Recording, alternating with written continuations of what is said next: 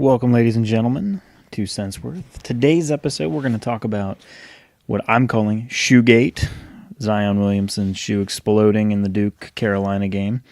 Spring training starting, so to me, obviously, that's very important, as you know, if you listen.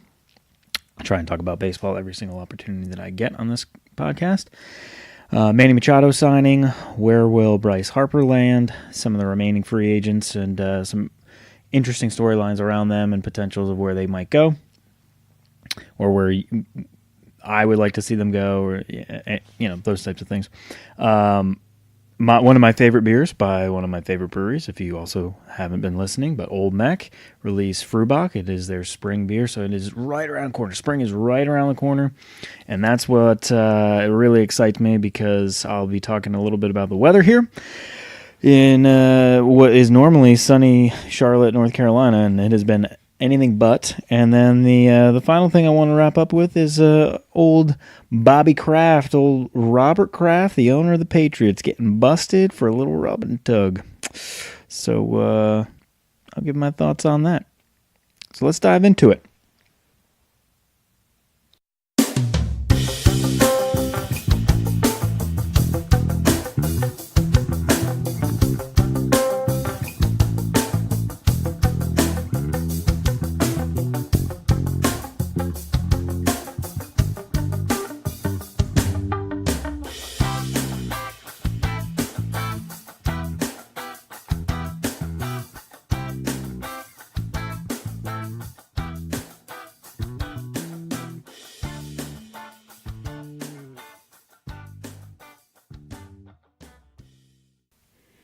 Okay, here we go. So Shoegate. So the first thing I wanted to cover is Zion Williamson, his Nike shoe, 30 seconds into by far one of the best, if not the best, rivalry in all of sports, Duke Carolina men's basketball.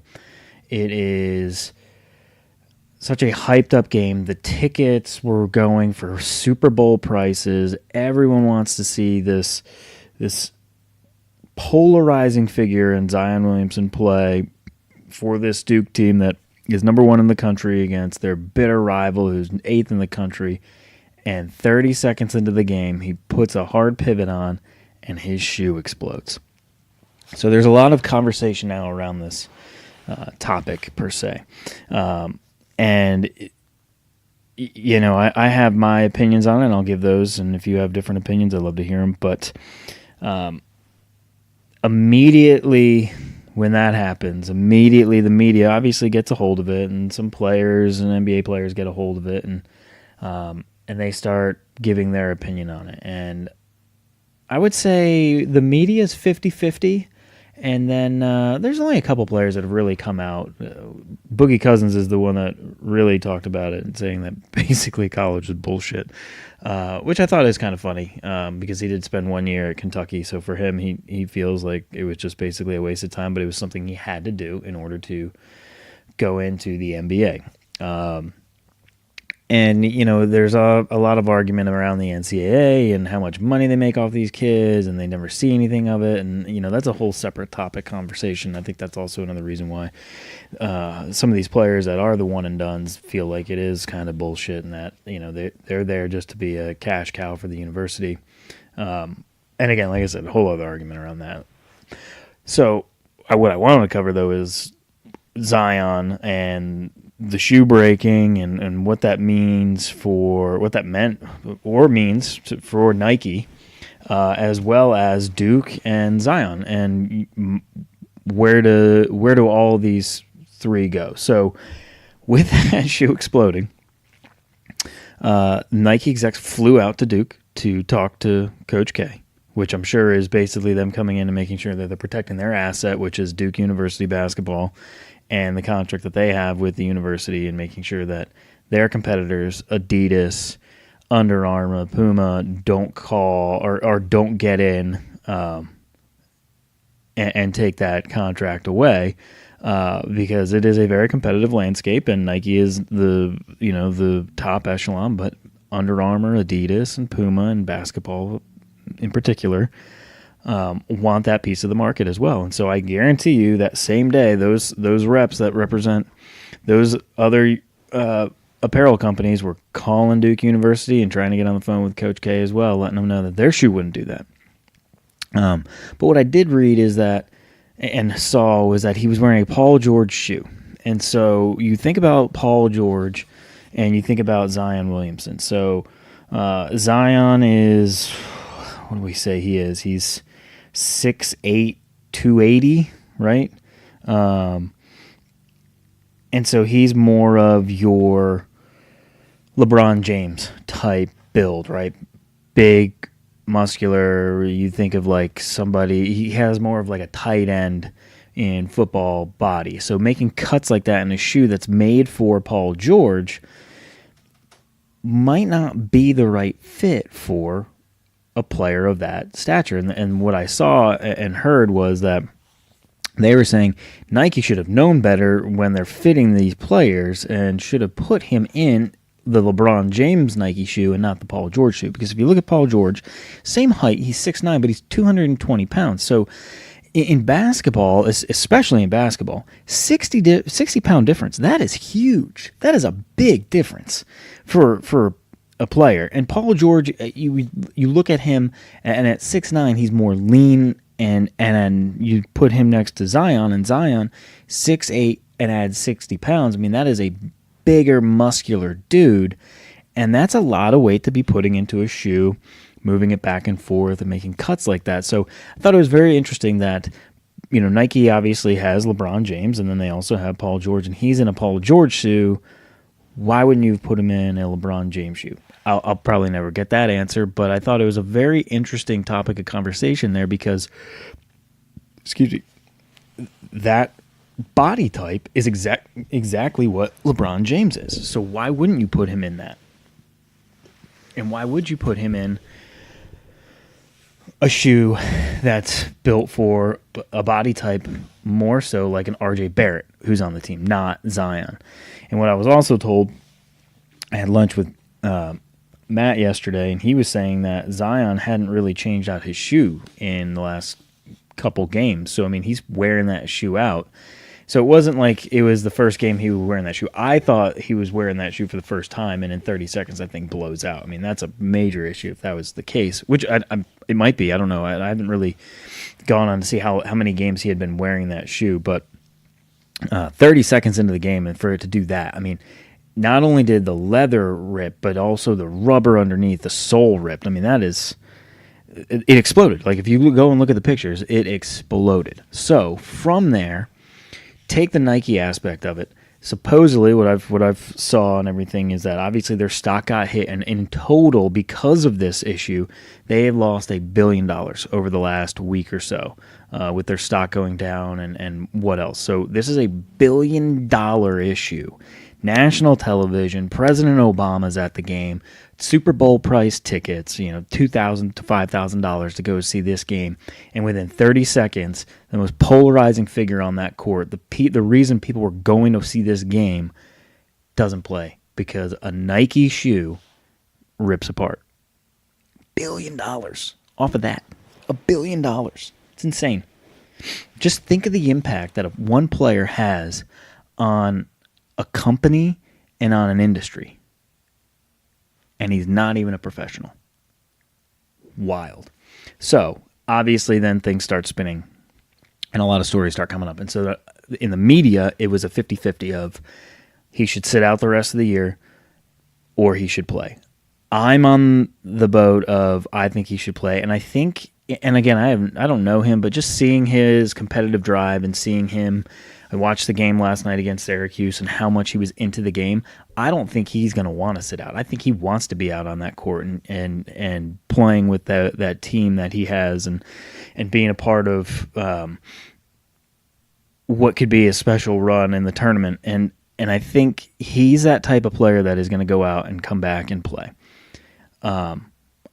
I could be wrong, but that is my opinion there. I think Zion is that type of competitor that he's going to want to go back on that court. Now, it is a grade 1 sprain, so it's supposedly not that big of a sprain, and he was even a potential to play last night against Syracuse. I mean, he's still listed day-to-day, but he traveled with the team. He was there, but he didn't suit up.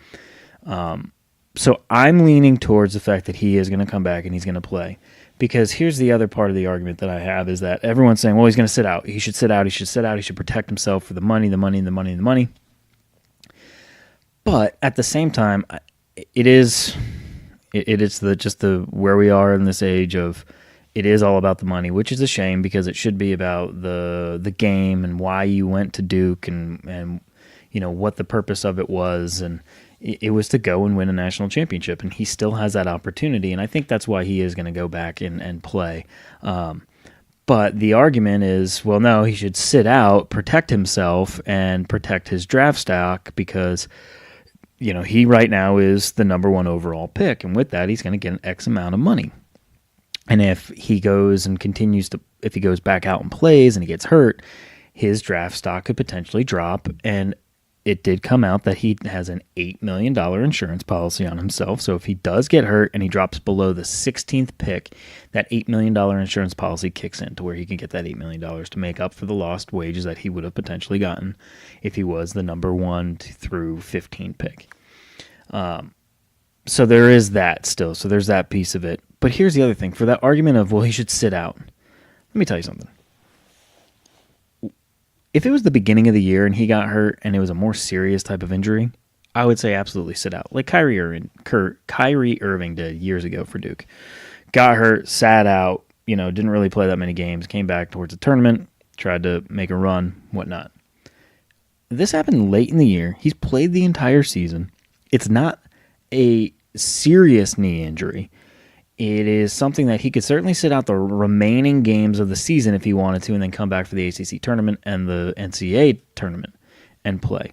Because the other thing is that you have to remember, just because he's going to sit out, if he was to sit out, he's not going to stop playing basketball. He's not going to stop going out on the court and playing pickup games or practicing and doing all of that stuff to stay sharp. He's not going to stop that.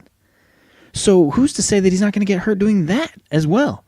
So the argument of, oh, he should sit out and should protect himself, it's not like in football where these guys don't play their bowl game because they're trying to protect their draft stock.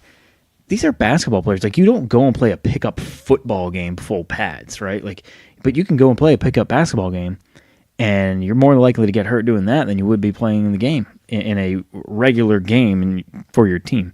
So my opinion is I think he should come back. I think he should play and finish what he started, and I think he is that type of guy that he will. Now, I think what Coach K is going to do after watching that game against Syracuse last night, they won by 10, I think that he can certainly ease him back as long as these other guys pick up where Zion was leaving off. So RJ had a really great game last night.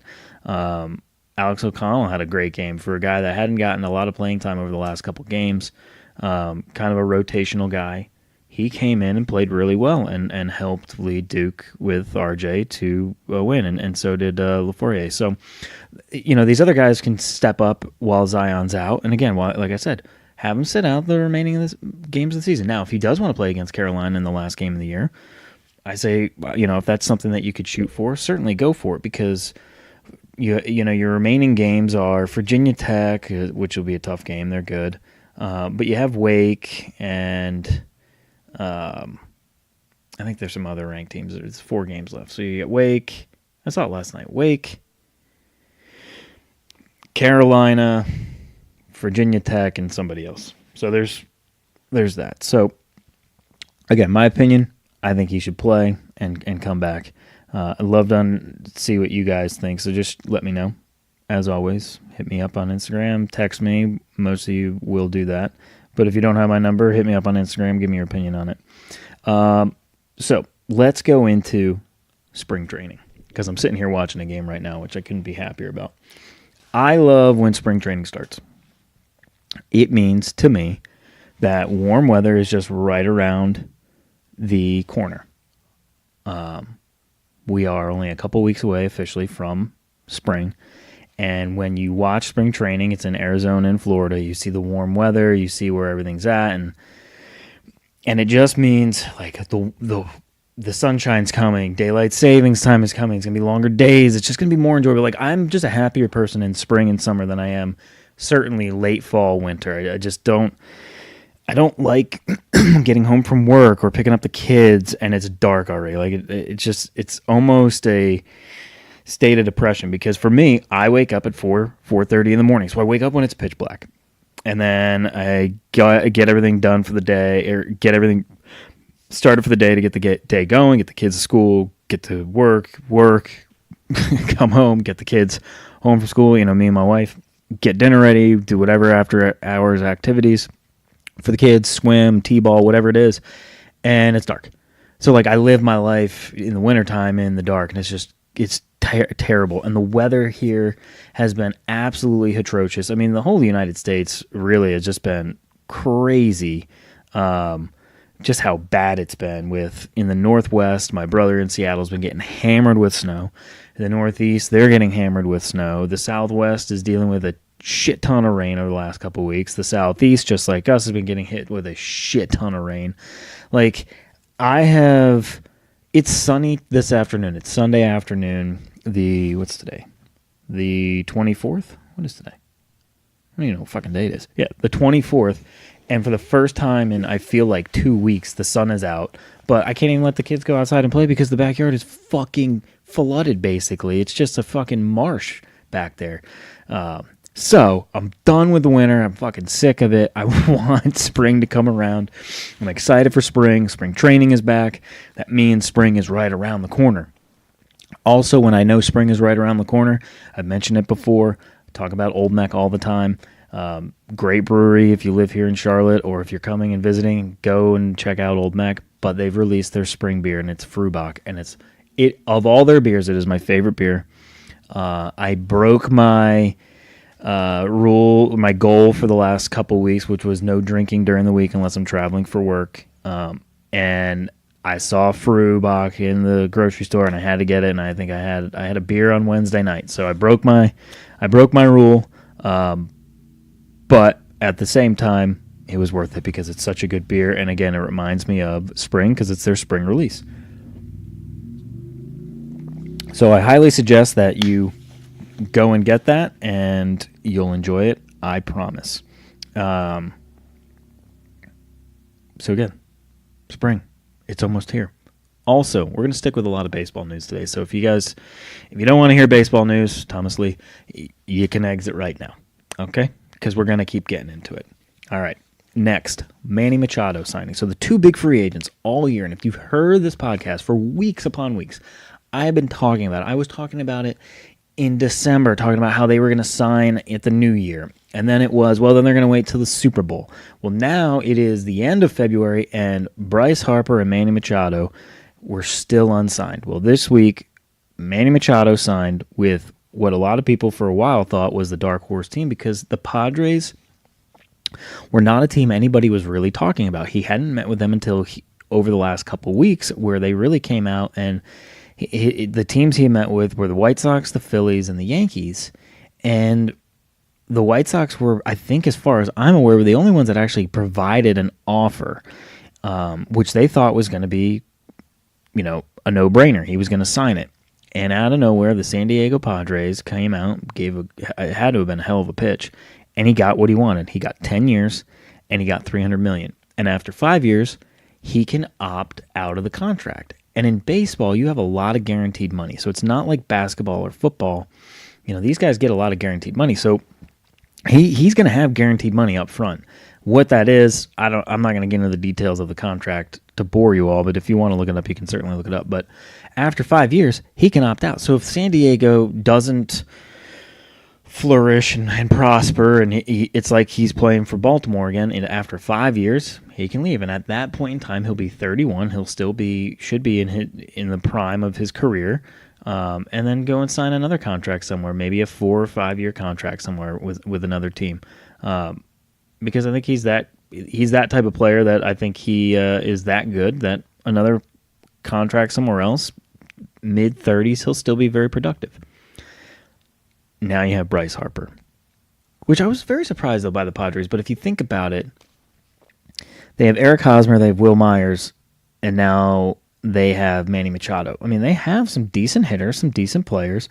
Ian Kinsler signed with them. So you have these guys that are veterans mixed in with a lot of prospects and younger players. So their payroll is still very low.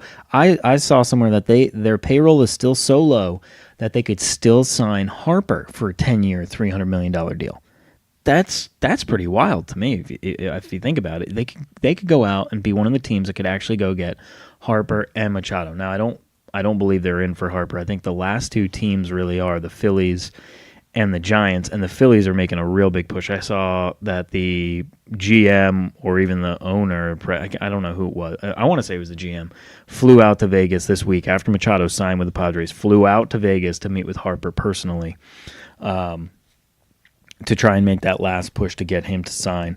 Nationals, the owner came out on MLB Network. They interviewed him. They said they're out of it, that they've had no conversations with him over the last couple of months, and they've moved on. So really, I think it's a two-horse race. It's the Giants and the Phillies, and ultimately, I'd like to see him go to the Giants. I don't know why. Me and my wife honeymooned there in San Francisco, and at the time was a really cool city. I know that they're having some issues now with their policies that they have, but again, we don't talk politics on this show. So I don't know what the city's like now. I'm sure it's still beautiful and fine. But we went and saw a Giants game. Really love that stadium. Kind of always enjoyed watching the Giants on TV. I like that rivalry, the Giants and the Dodgers, just the California vibes and everything. And then if you think about it, he lives in Vegas. It's a short flight from San Francisco to Vegas for these guys, so he could always go home anytime he wanted to, whereas if he's out on the East Coast, like he's been his entire career, it's not a quick trip to go home for a weekend or anything like that. So I don't know. I just kind of want to see him go to the Giants. I don't know why. Maybe I just root for them just from a National League side. I'm not sure. Probably. Thinking about it more, it was more so I do enjoy just cheering for the Giants when it comes to the National League. And obviously they pose no threat to the Yankees from that perspective. So I do enjoy looking at them and watching them. So I would like to see him sign for the Giants. I think the Phillies are just going to push too hard, and I think they're going to give him some crazy money because now Machado has set the standard. It's 10 years, $300 million. So Harper's going to get at least that, if not more. So I think it's a good thing for Harper that Machado did sign first because now it's set that standard for him, and it said, okay, well, he got 10 years, $300 million. I want that, or I want more, or I'm not signing. And I think that's where it's going to come down to, and I think the Phillies are going to go for it. Now, I did see, though, that if the Phillies don't sign him, then they're going to go out and get Kimbrel, Keuchel, and another one of the last free agents, big-name free agents.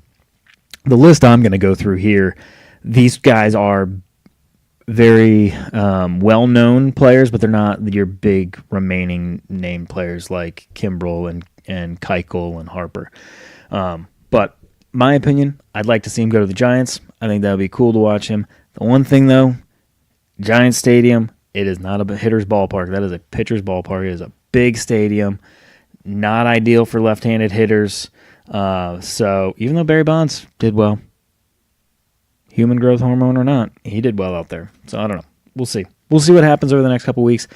It is a shame, though, I think, for baseball, as a fan, that you have these great free agents still unsigned and spring training has started. I think that is it's not great for baseball to have that now 2 years in a row. The owners and whatnot are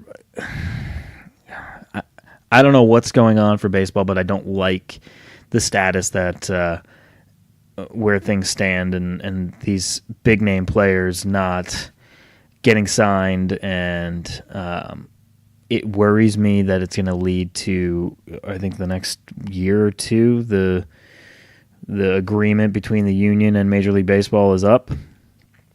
So I worry that this could lead to a strike because pay obviously is a big piece of it, and when you have owners that are, holding closer to their wallets and checkbooks, it is a little concerning that, could baseball be heading towards a strike? I really hope not.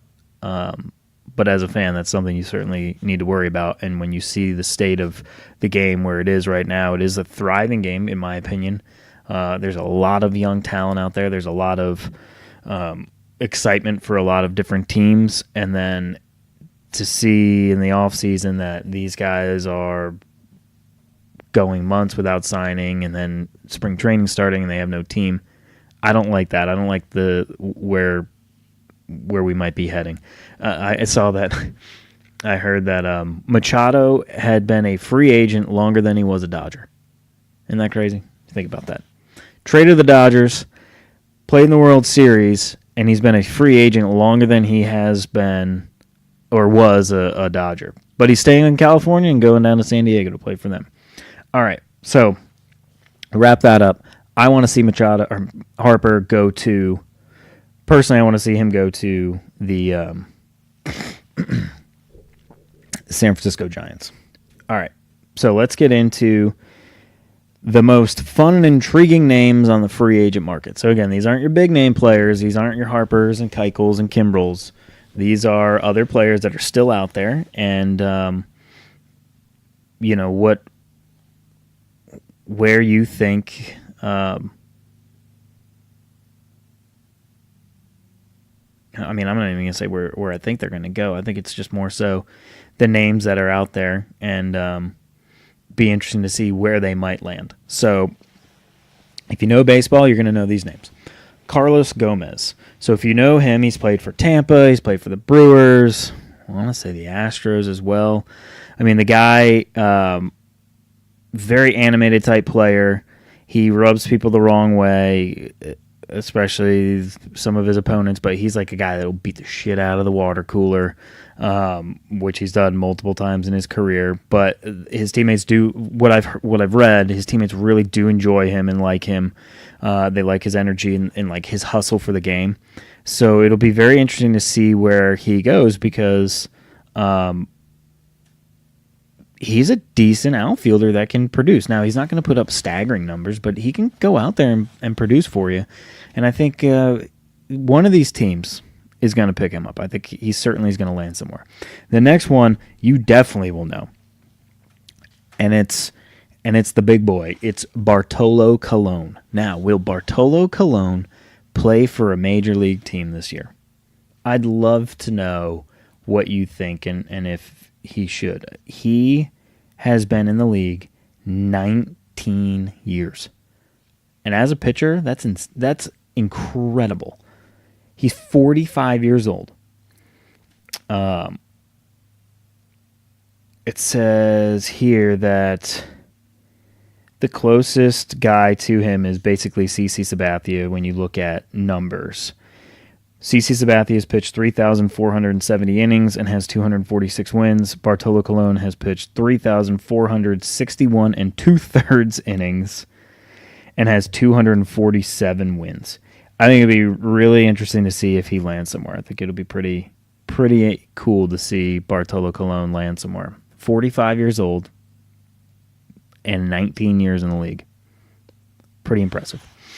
Edwin Jackson, another pitcher who's basically played for almost every single team.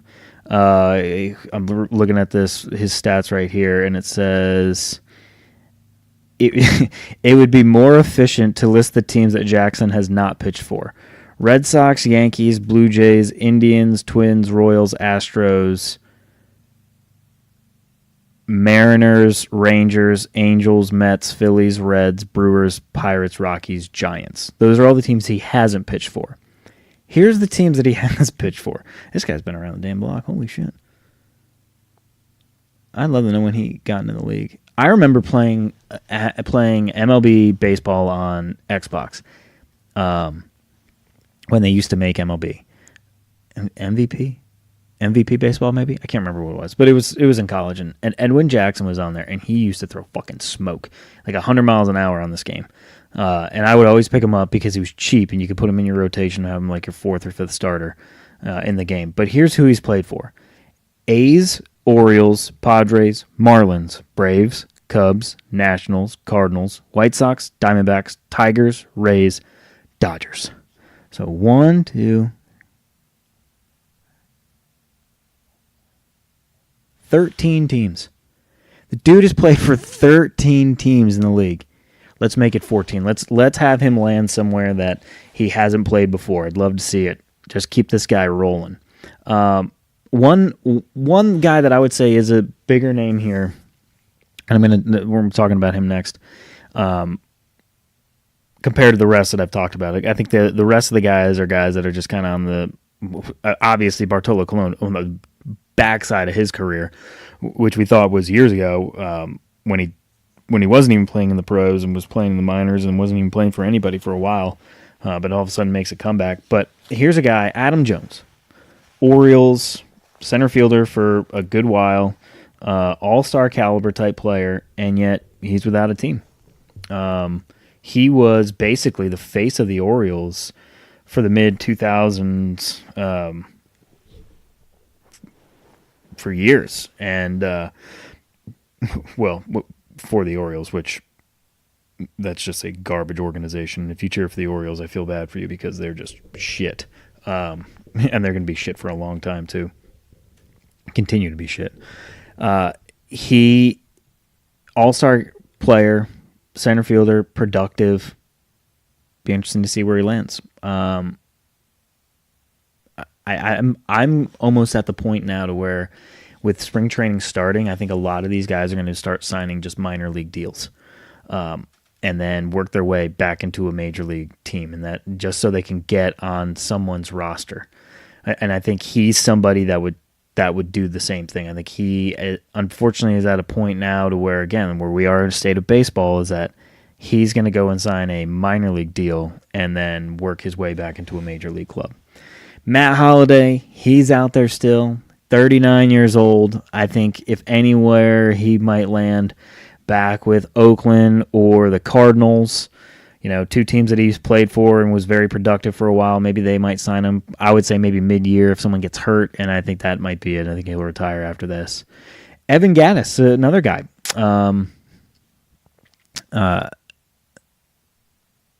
Catcher for the Astros and for the Braves, a productive guy, can hit pretty decent with some power.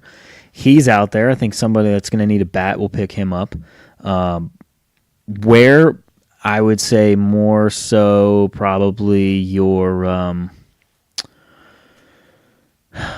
American League team. I don't know if he's somebody that they're going to want to have as their catcher, even a backup catcher. So I think maybe you're going to look at somebody in the American League to sign him. And then the last one on here on this list that I've been going through is Tim Lincecum. I don't think he's going to get anywhere. He had last year, he put together a 5.68 ERA in relief with the AAA Round Rock, which is the Rangers organization. But the dude was awesome during his prime with the Giants. He was sick. Little guy, and he was a filthy pitcher. So that's the list that I have. Some of the interesting names. Like I said, not the most dominant names in free agency, but some of the most fun and intriguing names left on the free agent market. So be very interesting to see where most of those guys land. Again, I would like to see a lot of these names kind of be wrapped up and signed somewhere. I think it's good for baseball. I'm not a fan of what's happening over the last couple of years where these owners are, again, talking about it, I already mentioned it, holding on to their checkbooks. It's a dangerous game we're playing that could lead to a strike. And let me tell you, it took a long time for baseball to get back to where it was when they went on strike in '94. It took really, in my opinion, the summer of Mark McGwire and Sammy Sosa, that home run battle that they had, to really bring baseball back into favor with a lot of fans. And if they go back into strike again, it could be a very, very dangerous situation that you're going to face, and an unfortunate thing for the fans. Because the players want to play. There's no doubt about that. Nobody ever wants to go on strike, but at the same time, when you have unions and businesses, it's like anything, right? You're always facing the wages, right? You're always trying to protect you as an individual against the business that you are, supporting, basically, and making sure that you're getting your fair share of what they are getting from you. And right now, you're seeing a divide between owners and the players, especially when it comes to free agency. So let's see where Bryce Harper lands. Let's see where the rest of these guys land. Okay, last thing that I wanted to talk about, and then I'll wrap up. Nice little short one. Well, maybe 40 minutes or so. Shouldn't be too bad. Old Robert Kraft, the old rub and tug Asian massage parlor down in Florida, gets busted this week that they have him on camera soliciting it multiple times for a nice little happy ending, little woohoo, wrap her up, finish her done.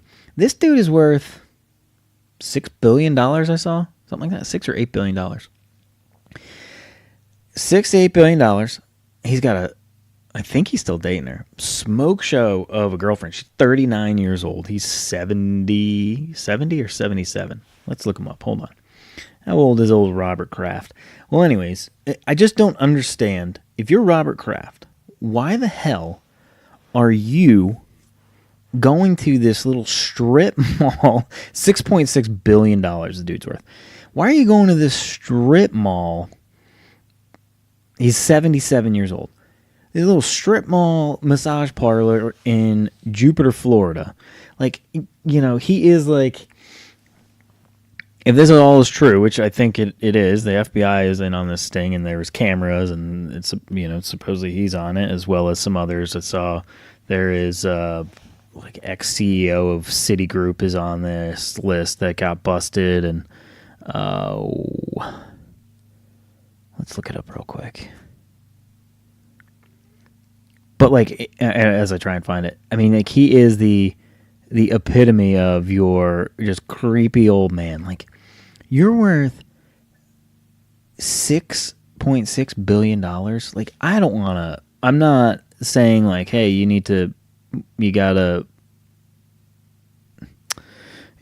should be getting this done to begin with. But, like, dude, don't go to a fucking strip mall massage parlor. Protect yourself, man. Don't go out in public and try and get that done. Gotta get somebody to come to your house, man. Like, you have the money. Be smart about it. What are you doing? What are all these guys doing? Like, if this is really true, which I keep on saying if it's really true, it's true. Robert Kraft is a different person after wife's death. Source says amid prostitution scandal. Well, yeah, no shit. Let's see. Oh, man, I saw it the other day, and now I can't see who else is on there. But it's like an ex-CEO for Citi and some other guy. I don't know, but obviously Robert Kraft is the one that's all over it. My thing is, look, man, you want to be a creepy old man, be a creepy old man. You want to, you want to have that ending to a massage. Do it behind your own closed doors where you can protect yourself. I'm not saying that he should have been doing any of this.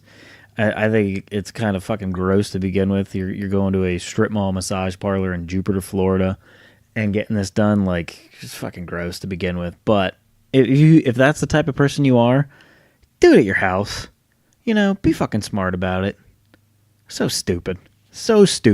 And now this is how the guy's basically going to live out his life, is that he's going to be known as the rub and tug guy, the owner of the Patriots, this guy that's worth $6.6 billion, 77 years old, and this is what people are going to remember him as. It's fucking, it's just, I almost want to say it's kind of just typical. It's like what you would expect from people like himself. Like these guys with just this massive amount of money. They just don't give a shit. Like, they think they're kind of just untouchable and unstoppable. And unfortunately, he got caught, or fortunately, depending on which side of the coin you're on this one. But let's see how it plays out. He's saying he's denying it. Source came out from the Patriots. He is denying that this was even him. It was not him. But I'm sure transactions and timestamps and everything else will probably prove that it was him. Innocent until you're proven guilty, right? That's how America works. Not anymore. Now it's basically you're guilty until you're proven innocent, especially in the way that the media is, and the way that we act as a country nowadays. But an innocent until he's proven guilty. Unfortunately, I think that the FBI wouldn't have released these names of these guys if there was any doubt that it wasn't them. I think it is, and I think they're.